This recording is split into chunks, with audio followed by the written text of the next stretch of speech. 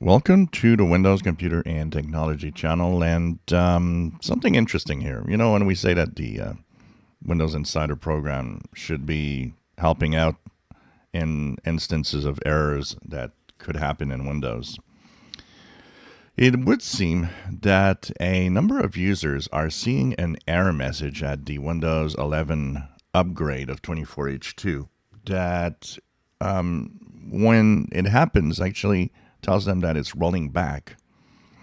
And this has been seen for a while on the standard Windows 11 version that everybody has for some, and on the Insider versions also.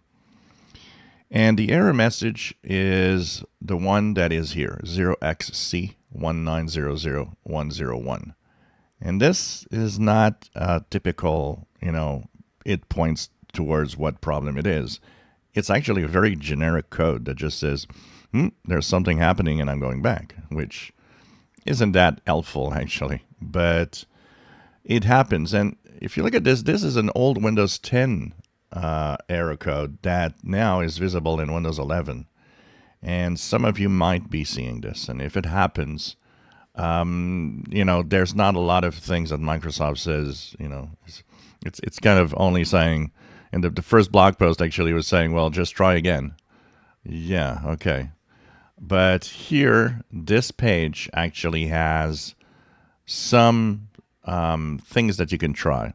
So even though it's for Windows 10 on this page, it still works on Windows 11. And if you see this error code, do check it out. Going down, you'll see that this error code can be accompanied by a second code next to it. And you'll see that it's a little different. So if you have that error code with some extra codes like these that you could see, there's a list of mitigation and of things that you can try and check out to fix the problem.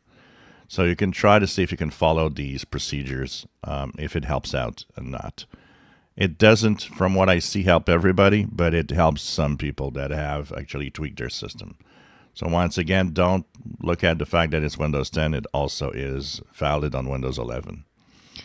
So I'll share this link in the description below, and if you do have that error code, then maybe something here could help you out.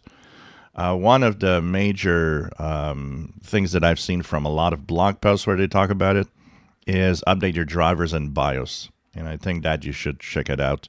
Look at your manufacturer website, your PC model. Is there newer drivers, that are available? Are there, any other updates? Do you have a BIOS update? BIOS can create problems sometimes if it's not updated. So check out that possibility also. If you enjoy my videos, please subscribe, give us thumbs up. Thank you for watching.